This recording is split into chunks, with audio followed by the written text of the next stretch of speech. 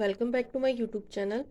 ਸੋ ਬੱਚੇ ਆਪਣਾ status of matter ਚੱਲਦਾ ਪਿਆ ਸੀਗਾ, ਜਿਹਦੇ ਚੋਂ ਆਪਾਂ ਨੇ ਕੈਨੇਟਿਕ ਥਿਊਰੀ ਆਫ ਗੈਸਿਸ ਕਰ ਲਿਆ ਸੀਗਾ। ਤੋਂ ਅੱਜ ਮੈਕਸਵੈਲ ਬੋਲਟਜ਼ਮੈਨ ਡਿਸਟਰੀਬਿਊਸ਼ਨ ਕਰਵ ਕਰਵਾ ਰਹੀ ਹਾਂ। ਜਸਟ ਇਹਦੇ ਚੋਂ ਕਰਵ ਸਮਝਣਾ ਹੈ, ਕਰਵ ਕੀ ਕਹਿੰਦਾ, ਔਰ ਆਪਾਂ ਨੇ ਇਹਦੇ 'ਚ ਕੁਛ ਜਿਹੜੀਆਂ ਟਰਮਸ ਕਰਨੀਆਂ ਨੇ ਉਹ ਕਰਾਂਗੇ। ਠੀਕ ਹੈ, तो रिलेशंस डायरेक्ट ही रिलेशंस करवाऊंगी। Clear. Now Maxwell Boltzmann distribution curves के अकॉर्डिंग लेट अज्यूम कर लो थाडे को 1000 मॉलिक्यूल्स ने। ठीक है, हुण 1000 मॉलिक्यूल्स की स्पीड इक्को जी तो हो नहीं सकती। ठीक है, 1000 मॉलिक्यूल्स की स्पीड इक्को जी तो हो नहीं सकती। सो उन्हां चों कुछ मॉलिक्यूल्स आ, उन्हां चों कुछ मॉलिक्यूल्स आ जिहड़े मूव करते पे। लेट आपां V1 स्पीड नाल मूव करते पे। ठीक है, कई V2 ना 100 आपां ले लैने V।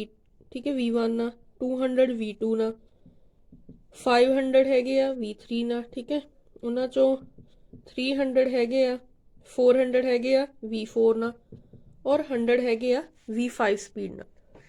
सो देखो इत्थे 500 मॉलिक्यूल्स दी जिहड़ी स्पीड आ वो V3 आ, मतलब सब तो ज़्यादा मॉलिक्यूल्स V3 स्पीड नाल मूव करते पे आ। तो इत्थे मैं लिख रही हूँ मॉलिक्यूलर स्पीड। क्लियर। इत्थे आपां लिख लैंदे आ जिहड़ी फ्रैक्शन ऑफ मॉलिक्यूल्स कि किन्ने मॉलिक्यूल्स किन्नी स्पीड नाल मूव करते पे। हुण देखो लेट आह हैगी आ 400 वाला। ठीक है, आ 400 वाला एरिया हो गया। आ सब तो ज़्यादा अपने को 500। ठीक है, मोस्ट प्रोबेबल स्पीड है, मोस्ट प्रोबेबल। ठीक है, मतलब सब तो ज़्यादा प्रोबेबिलिटी वाली स्पीड है। किन्ने मॉलिक्यूल सब तो ज़्यादा मॉलिक्यूल्स ही 500 दी है। ठीक है, तो आह 100 वाला होगा, आ 200 वाला, आह 300 वाला, इस तरह। क्लियर। तो ये कर्व यही शो करता पाया। तो ये अकॉर्डिंग आपां कुछ टर्म्स पढ़ांगे, कोई जिहड़ियां स्पीड्स ने। फर्स्ट आ गई मोस्ट प्रोबेबल स्पीड, जिन्हों आप बोलते हैं हुणे आप कि सब तो ज़्यादा फ्रैक्शन मॉलिक्यूल की जिहड़ी एक स्पीड नाल मूव करती पई है उन्होंने आप बोलते हैं मोस्ट प्रोबेबल स्पीड। तो मोस्ट प्रोबेबल स्पीड नूं आपां किद्दां इहनूं आपां लिखदे हैं UMP। ठीक है, तो इट इज़ डिफाइंड या it is the speed possessed by maximum fraction of molecules. ठीक है, यह पोसैस बाय मैक्सिमम सब तो ज़्यादा मॉलिक्यूल्स यही सी fraction of molecules. Clear. Of gas. ठीक है, at a particular temperature. Okay, so इनू मोस्ट प्रोबेबल स्पीड का रिलेशन होंदा, डायरेक्ट ही याद कर लो। Most probable speed is equal to 2RT divide by M। M इत्थे अपने को मास है। क्लियर। T टेंपरेचर है, R अपने को M इत्थे मॉलिक्यूल्स होंगे, R अपने को गैस कॉन्स्टेंट है। Second average speed. ठीक है, एवरेज स्पीड किद्दां कड्ढी दी है। हुण अपने को डिफरेंट स्पीड सीगियां अलग अलग V1 V2 V3। तो average of different speeds, average किद्दां कड्ढी दी है V1C V2C V3C V4 और V5 डिवाइड बाय N। किन्ने अपने को नंबर आ, इन्हों आप बोलते हैं average. Clear.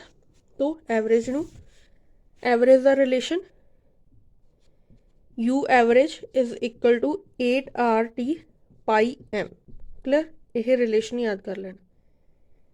Third one is root mean square, ये आप कर चुके हैं। रूट मीन स्केयर वेलोसिटी या स्पीड।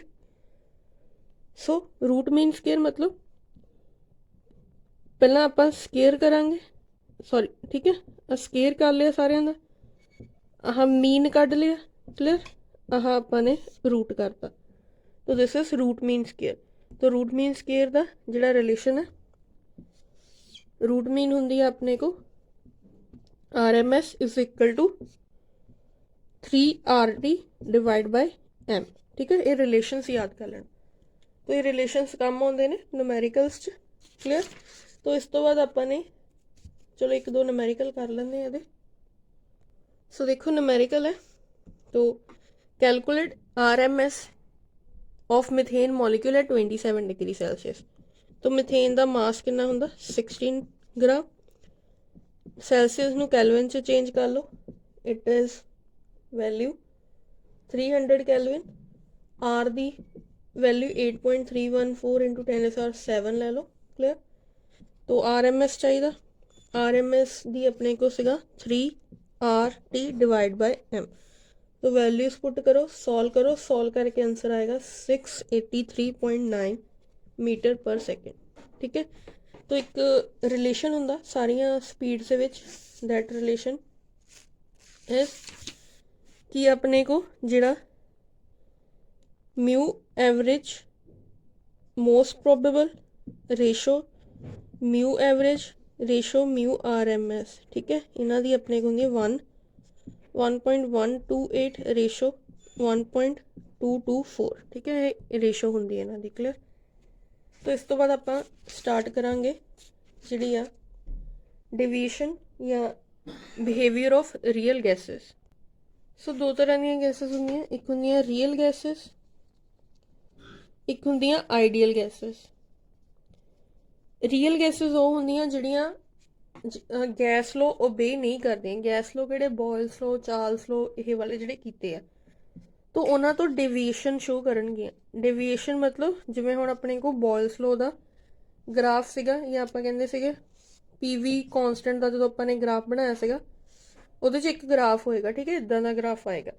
ਤਾਂ ਜਿਹੜੀਆਂ ਹੁਣ ਰੀਅਲ ਗੈਸਿਸ ਆ ਉਹ ਜਾਂ ਤਾਂ ਇਹਦੇ ਗ੍ਰਾਫ ਤੋਂ ਨੀਚੇ ਦੀਆਂ ਵੈਲਿਊ ਸ਼ੋ ਕਰਨਗੀਆਂ ਜਾਂ ਗ੍ਰਾਫ ਤੋਂ ਉੱਪਰ ਦੀਆਂ, ਸਟੇਟ ਲਾਈਨ ਨਹੀਂ ਆਉਂਗੀਆਂ, ਠੀਕ ਹੈ, ਇਹਨਾਂ ਨੂੰ ਆਪਾਂ ਕਹਿੰਦੇ ਆ ਡੇਵੀਏਸ਼ਨਸ। ਠੀਕ ਹੈ, ਆਈਡੀਅਲ ਗੈਸਿਸ ਜਿਹੜੀਆਂ ਓਬੇ ਕਰਦੀਆਂ ਆ ਗੈਸ ਲॉज, ਕਲੀਅਰ। ਠੀਕ ਹੈ ਜੀ, ਹੁਣ ਜਦੋਂ ਆਪਾਂ ਗ੍ਰਾਫ ਬਣਾਉਂਦੇ ਆ ਪ੍ਰੈਸ਼ਰ, ਠੀਕ ਹੈ, ਔਰ ਪੀਵੀ ਐਨਆਰਟੀ ਦੇ ਵਿਚਕਾਰ, ਠੀਕ ਹੈ, ਇੱਥੇ ਆਪਾਂ ਜ਼ੈਡ ਫੈਕਟਰ ਲੈ ਰਹੇ ਹਾਂ ਇੱਕ, ਜ਼ੈਡ ਇੱਥੇ ਆਪਣੇ ਕੋਲ ਹੈਗਾ ਆ ਕੰਪਰੈਸਿਬਿਲਿਟੀ ਫੈਕਟਰ, ठीक है, कंप्रेसिबिलिटी फैक्टर, गैस कितनी कंप्रेस हो रही है। ओके, तो अपने को आह हैगी आइडियल गैस दी, अगर तो अपने को Z दी value greater than smaller than 1 आ, तो जिहड़ियां गैसेस आ ओह नैगेटिव डेविएशन शो करनगियां, नीचे नूं जाणगियां, क्लियर, नीचे नूं नैगेटिव साइन। ओके, अगर अपने को Z दी वैल्यू ग्रेटर दैन 1 आ तो वह पॉजिटिव डेविएशन शो करनगियां इस तरह, ठीक है। तो यदि example negative deviation CCl4, methane होगी, ऑक्सीजन होगी, इन्हां दी नाइट्रोजन, हाइड्रोजन, डायटोमिक गैसेस, ठीक है, और मोनोटोमिक हीलियम वगैरह, क्लियर। तो रीजन इज दैट जिन्हां च Z इज ग्रेटर दैन 1 आ वो लैस कंप्रैसिबल होंदियां, कंप्रैस नहीं होंदियां, तो मतलब प्रैशर ज़्यादा लगेगा उन्हां नूं, दैट्स वाई वैल्यू यह आई, क्लियर। Z जिन्हां दा घट आ ओह जिहड़ियां मोर कंप्रैसिबल होंदियां, ठीक है, कंप्रैस ज़्यादा होंदियां, क्लियर। तो इस करके इन्हां दी नैगेटिव डेविएशन आई, क्लियर। तो इस तो बाद आपां एक इक्वेशन करांगे, वंडरवॉल इक्वेशन, जिहड़ी आइडियल गैस इक्वेशन सीगी वो आइडियल गैसेस लई सी। सो आपां ने जो किनेटिक गैसेस और किनेटिक थ्योरी ऑफ गैसेस कीता सी, तां आपां ने कहा सीगा कि ਜਿਹੜੀਆਂ ਆਪਣੇ ਕੋ ਗੈसेस ਹੁੰਦੀਆਂ ਉਹਨਾਂ ਦੇ ਵਿਚਕਾਰ ਫੋਰਸ ਆਫ ਅਟਰੈਕਸ਼ਨ ਨਹੀਂ ਹੁੰਦੀ, ਦੈਟਸ ਵਾਈ ਉਹ ਇੱਕ ਦੂਜੇ ਤੋਂ ਦੂਰ ਦੂਰ ਰਹਿੰਦੀਆਂ, clear. But this is wrong. ਆਪਣੇ ਕੋ ਜਿਹੜੀਆਂ ਗੈसेस ਦੇ ਮੋਲੀਕਿਊਲਸ ਨੇ, ਅਗਰ ਹਾਈਡਰੋਜਨ ਬਣਿਆ ਆ, ਠੀਕ ਹੈ, तो ਇਹ ਇਹਨਾਂ ਦੇ ਵਿਚਕਾਰ ਕੋਈ ਨਾ ਕੋਈ ਫੋਰਸ ਆਫ ਅਟਰੈਕਸ਼ਨ ਹੋਏਗੀ, ਠੀਕ ਹੈ, मतलब फोर्स ऑफ अट्रैक्शन होएगी इन्हां दे विचकार। तो एक फैक्टर यही हो गया, एक फैक्टर ए इंड्यूस करांगे। सैकेंड फैक्टर यह आ कि आपां कहंदे वॉल्यूम आपां ने निगलेजिबल कीती सी, निगलैक्ट कीती सी, बट अगर आपां कोई ना कोई, ठीक है, गैसेस दी वॉल्यूम तो हुंदी है, जिवें आपां कहंदे बॉटल्स हुंदियां, ठीक है, बीवरेजेस वगैरह, उन्हां दे विच खाली स्पेस छड्डी हुंदी आ, उन्हां ने वॉल्यूम तो ऑक्यूपाई कीता ना गैसेस ने। सो इत्थे आपां ने दो कॉन्सटेंट इंट्रोड्यूस कीते सीगे, करैक्शन कीती सीगी आइडियल गैसेस दे रिगार्डिंग। सो करैक्शन की सीगी कि जिहड़ियां आ अपने को फोर्स ऑफ अट्रैक्शन हुंदियां आ गैसेस दे विचकार, और यह जिहड़ी आ स्पेस भी कवर करदे आ, ठीक है, कोई ना कोई इन्हां दी स्पेस हुंदी आ, ठीक है। तो वॉल्यूम जी आप क्या सी PV is equal to NRT। तो वॉल्यूम जी करैक्ट होके वॉल्यूम च एक फैक्टर इंड्यूस होया B, दैट इज कि कुछ ना कुछ अमाउंट ऑफ इन्हां दी जिहड़ी वॉल्यूम ऑक्यूपाई करते हैं। ठीक है, प्रैशर च करैक्शन नहीं हुई, आपने कहा कि फोर्स ऑफ अट्रैक्शन नहीं है, बट जिहड़े गैसेस दे मॉलिक्यूल अगर एक दूजे नाल स्ट्राइक करनगे, ठीक है, तो स्ट्राइक करके ये प्रैशर क्रिएट करनगे। ठीक है, तो जिन्हां करके इन्हां दे विचकार फोर्स लगदियां आपस च टकरा रहे हैं। क्लियर। सो प्रैशर च टर्म इंड्यूस हुई P plus AN square V square. तो ये इत्थे अपने को जिहड़ा फोर्स ऑफ अट्रैक्शन दसेगा। क्लियर। तो ये दो टर्म्स आईयां, करैक्शन आईयां, P च कुछ फैक्टर ऐड होया, V च कुछ फैक्टर माइनस होया। ठीक है, is equal to NRT। This equation is called van der Waals equation. Clear. इस इक्वेशन आपां बोलते हैं वंडरवॉल इक्वेशन। सो ये वंडरवॉल इक्वेशन अपने को जिहड़ी सी ए अपने को कॉन्सटेंट आ to measure force of attraction, b अपने को कॉन्सटेंट आ टू जिहड़ी अपने को इनकंप्रैसिबल वॉल्यूम होएगी, कोई ना कोई अमाउंट होएगी वॉल्यूम की। क्लियर। तो ये न्यूमैरिकल देखते हैं एक दो, फिर बाकी तुसी सॉल्व करना न्यूमैरिकल। तो इस तो बाद फिर आप लिक्विड स्टार्ट करांगे। डिफरेंस जरूर कर लेना between ideal gases and real gases. ये 3 मार्क्स च कई वेले आ जाता हुंदा। क्लियर। सो जिहड़े न्यूमैरिकल्स आ वो आप बाद चों करांगे। ठीक है, एक गैसेस का टॉपिक रह गया, liquefaction of gases, very very important. इस टॉपिक नूं समझण लई मतलब इत्ते एक अलग तो मैं बनाऊंगी वीडियो। ठीक है, इंपॉर्टेंट है। तो कुछ अपन ने लिक्विड्स बारे भी पढ़ना है, liquid states of matter. Simple just definitions ने कि अपने को बॉइलिंग पॉइंट की हुंदा है, मेल्टिंग पॉइंट की हुंदा है। ठीक है, तो कुछ टर्म्स हुंदियां ने। क्लियर।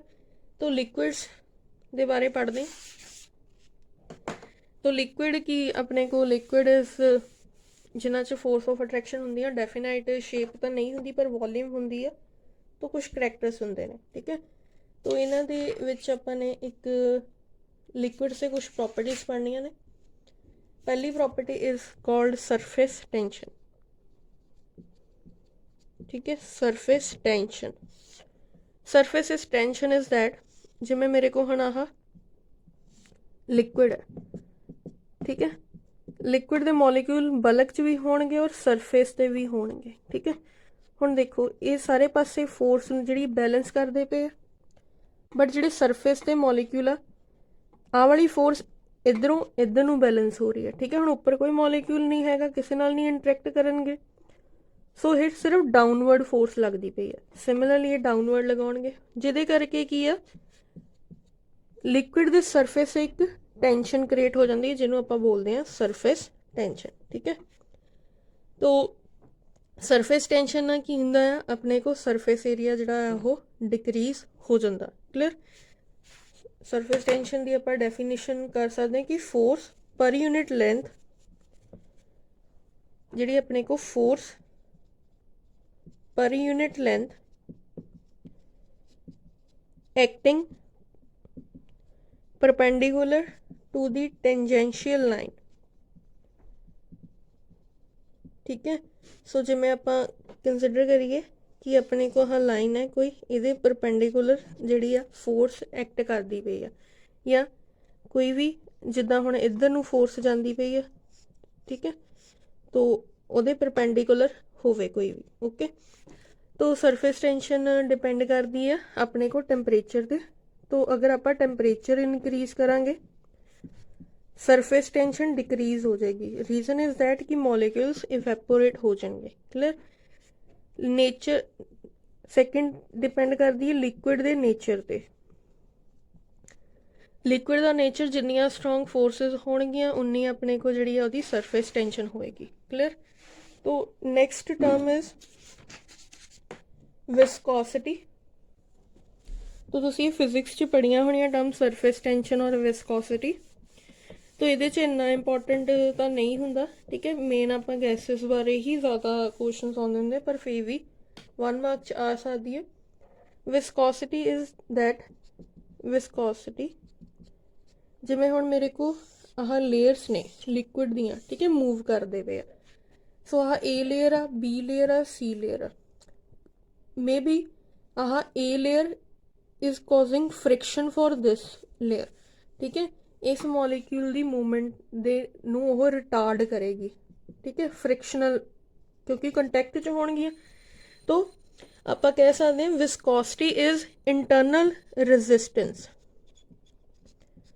ठीक है, internal resistance to the flow in liquid which rise due to internal friction between the layers of liquid as they slip past one another while liquid is flowing, clear?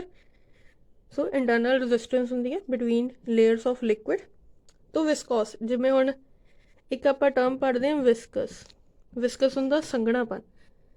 ਹੁਣ oil ਆ and water ਆ, ਕਿਹੜਾ ਜ਼ਿਆਦਾ flow ਕਰੇਗਾ? Water. Oil ਘੱਟ flow ਕਰੇਗਾ because it is ਵਿਸਕਸ। ਤੋ water ਦਾ flow ਜ਼ਿਆਦਾ ਹੈ, ਇਹਦਾ ਆਪਾਂ ਕਹਿ ਸਕਦੇ ਹਾਂ ਕਿ ਇਹਦੀ ਵਿਸਕੋਸਿਟੀ ਜਿਹੜੀ ਆ ਉਹ ਘੱਟ ਹੈ, ਲੋ ਆ, ਮਤਲਬ ਫ੍ਰਿਕਸ਼ਨ ਘੱਟ ਹੈ। ਇਹਦੀ ਵਿਸਕੋਸਿਟੀ ਜਿਹੜੀ ਆ ਉਹ ਜ਼ਿਆਦਾ ਹੈ, ਠੀਕ ਹੈ, ਫ੍ਰਿਕਸ਼ਨ ਫੋਰਸ ਜ਼ਿਆਦਾ ਲੱਗਦੀ ਪਈ ਹੈ। ਤੋ ਰਿਲੇਸ਼ਨ ਇਹਦਾ ਤੁਸੀਂ ਫਿਜ਼ਿਕਸ 'ਚ ਕੀਤਾ ਹੋਣਾ, ਫੋਰਸ ਜਿਹੜੀ ਹੁੰਦੀ ਆ ਆਪਣੇ ਕੋਲ ਡਾਇਰੈਕਟਲੀ ਪ੍ਰੋਪੋਰਸ਼ਨ ਹੁੰਦੀ ਹੈ ਏਰੀਆ ਦੇ ਔਰ ਕਿੰਨੀ ਵੈਲੋਸਿਟੀ ਬਿਟਵੀਨ, ਡਿਸਟੈਂਸ ਕਿੰਨਾ ਇਹਨਾਂ ਦੇ ਵਿਚਕਾਰ, ਈਟਾ। ਇੱਕ ਈਟਾ ਇਜ਼ ਕਾਲਡ ਕੋਐਫੀਸ਼ੀਐਂਟ ਆਫ ਵਿਸਕੋਸਿਟੀ। ਸੋ ਕਿਹਨਾਂ ਤੇ ਡਿਪੈਂਡ ਕਰਦੀ ਹੈ ਵਿਸਕੋਸਿਟੀ? ਵਿਸਕੋਸਿਟੀ ਡਿਪੈਂਡ ਕਰਦੀ ਆ ਆਪਣੇ ਕੋ ਪਹਿਲਾਂ ਤਾਂ ਟੈਂਪਰੇਚਰ ਤੇ। ਤੋ ਦੇਖੋ ਜਿੱਦਾਂ ਜਿੱਦਾਂ ਆਪਾਂ ਹੀਟ ਕਰਦੇ ਰਹਿੰਦੇ ਹਾਂ, ਹੁਣ ਆਇਲ ਆ, ਆਇਲ ਨੂੰ ਆਪਾਂ ਹੀਟ ਕਰਾਂਗੇ ਉਹ ਜਿਹੜਾ ਆ ਪਤਲਾ ਹੋਈ ਜਾਣਾ, ਠੀਕ ਹੈ, ਵਿਸਕਸ ਨਹੀਂ ਰਹਿੰਦਾ। ਤੋ ਵਿਦ ਇਨਕਰੀਜ਼ ਇਨ ਟੈਂਪਰੇਚਰ ਤਾਂ ਆਪਣੇ ਕੋ ਵਿਸਕੋਸਿਟੀ ਜਿਹੜੀ ਆ ਉਹ ਡਿਕਰੀਜ਼ ਕਰਦੀ ਹੈ। ਨੇਚਰ ਆਫ ਲਿਕੁਇਡ ਤੇ, ਨੇਚਰ ਆਫ ਲਿਕੁਇਡ ਤੇ ਅਗਰ ਸੇਮ ਜਿਨ੍ਹਾਂ 'ਚ ਜਿਵੇਂ ਆਇਲ ਆ, ਆਇਲ ਦੀ ਵਿਸਕੋਸਿਟੀ ਜ਼ਿਆਦਾ ਆ, ਲਿਕੁਇਡ ਵਾਟਰ ਦੀ ਘੱਟ ਹੁੰਦੀ ਆ, ਠੀਕ ਹੈ। ਤੋ ਨੇਚਰ ਤੇ ਡਿਪੈਂਡ ਕਰਦਾ। ਤੋ ਇਹਦੇ ਨਾਲ ਆਪਣਾ ਜਿਹੜਾ ਆ ਚੈਪਟਰ ਖਤਮ ਹੁੰਦਾ, ਸਿਰਫ ਇੱਕ ਟੌਪਿਕ ਰਹਿ ਗਿਆ, ਦੈਟ ਇਜ਼ ਲਿਕੁਇਫਿਕੇਸ਼ਨ ਆਫ ਗੈਸਿਸ। ਉਹ ਮੈਂ ਬਾਅਦ 'ਚੋਂ ਕਰਵਾਉਂਗੀ, ਠੀਕ ਹੈ। ਤੋ ਇਹ ਜਦੋਂ ਚੈਪਟਰ ਖਤਮ ਹੋ ਜਾਏਗਾ ਉਸ ਤੋਂ ਬਾਅਦ ਆਪਾਂ ਸਟਾਰਟ ਕਰਾਂਗੇ ਹਾਈਡਰੋਕਾਰਬਨਸ। ਇੰਪੋਰਟੈਂਟ ਹੈ, ਵੇਟੇਜ ਜ਼ਿਆਦਾ ਹੁੰਦੀ ਹੈ, ਜ਼ਿਆਦਾ ਮਾਰਕਸ ਦਾ ਪੇਪਰ ਆਉਂਦਾ ਉਹਦੇ 'ਚੋਂ। तो जनरल ऑर्गेनिक केमिस्ट्री मतलब organic chemistry some basic concepts and principle वो होया है, ठीक है, ਉਹਦੇ बेसिस ਤੇ ਹੀ ਹਾਈਡਰੋਕਾਰਬਨ ਚੱਲੇਗਾ। ਜਦੋਂ ਤੱਕ ਉਹ ਕਲੀਅਰ ਨਹੀਂ ਹੁੰਦਾ ਹਾਈਡਰੋਕਾਰਬਨ ਕਲੀਅਰ ਨਹੀਂ ਹੋਏਗਾ। ਪਹਿਲਾਂ ਉਹਦੀਆਂ ਵੀਡੀਓਜ਼ ਦੇਖੋ, ਪਲੇਲਿਸਟ ਹੈਗੀ ਆ। ਸੋ ਅੱਜ ਆਪਾਂ ਇੰਨਾ ਹੀ ਕਰਾਂਗੇ। Thank you for watching. Please like, share, subscribe my channel.